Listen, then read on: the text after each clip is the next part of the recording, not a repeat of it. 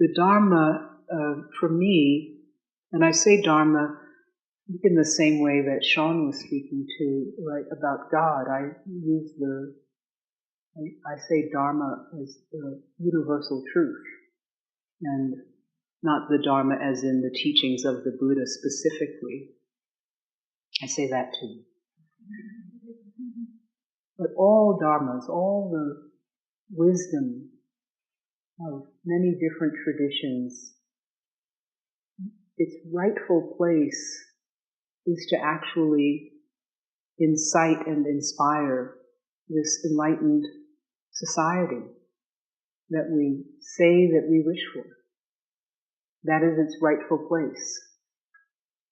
But we can't take that place if we ourselves are not willing to expose ourselves to ourselves and to one another, to take the risks that are required to actually break with social norms, to take the risks that are required to stand out, to actually maybe peel back and look at some of your layers of privilege.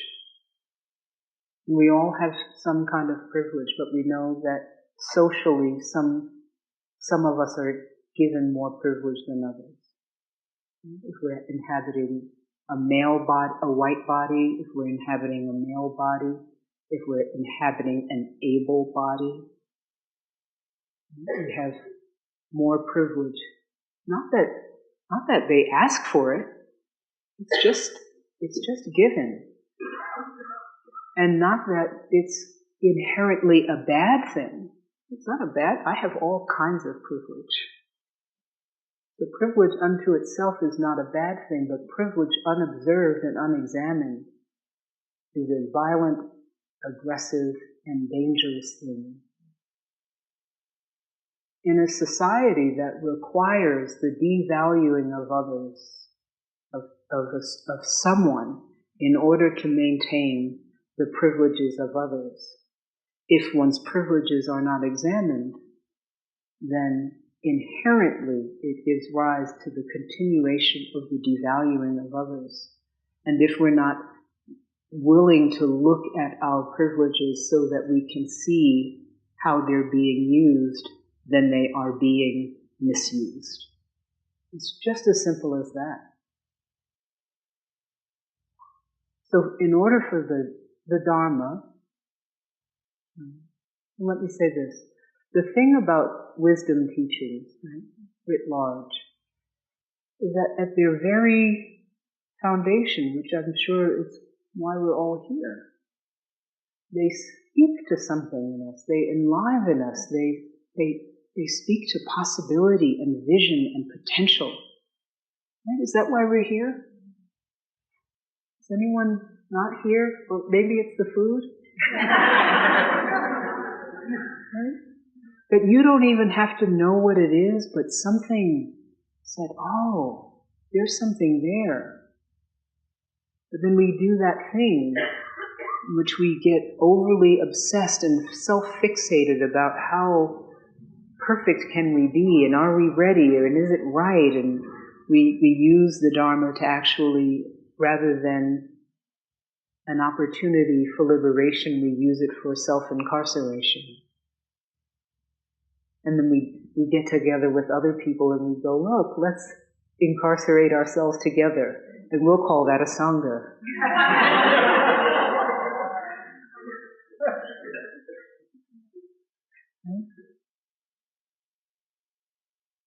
Because indeed,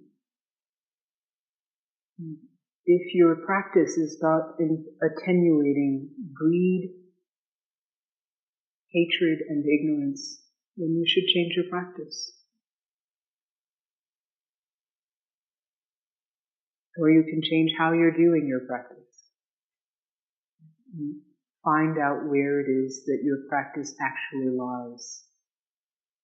So at the foundation, I'm going to pause because I need a clock.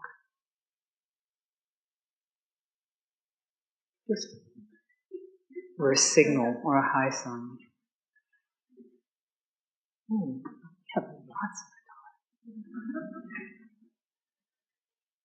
I speak slowly, and so it makes it very difficult to get, points in. So if at the foundation of wisdom teachings we have everything we need, truly everything we need to deconstruct the false realities created by mind, right? That exists in wisdom traditions, is however they go at it, right?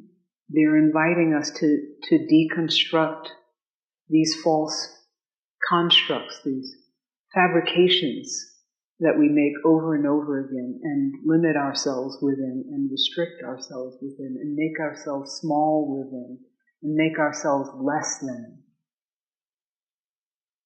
The wisdom teachings invite us to deconstruct those places that hold us back, hence liberation. Liberation from what? Liberation from constructs. Liberation from ideas. Liberation from limitation. That we might be as expansive as we were put here to be. As expansive as our birthright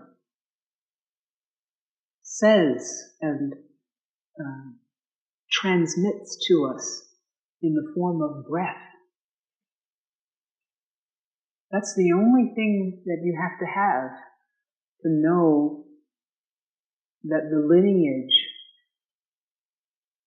of being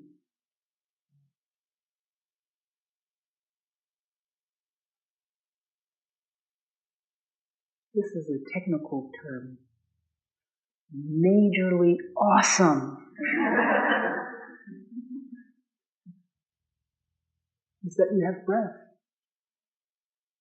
It was transmitted to you in your breath. Whatever divine power there is chose you to be an expression of life itself and to further life. And the human form, while not better than the rocks and the trees and the animals and the insects,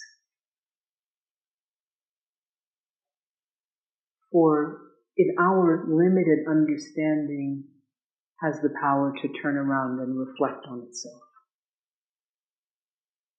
So it is life turning around and looking back at itself and saying, how can I do better? How can I do more? How can I expand into the fullness of what this is? That's our lineage. And it doesn't matter whether we're ready or not. All that matters is that we have breath.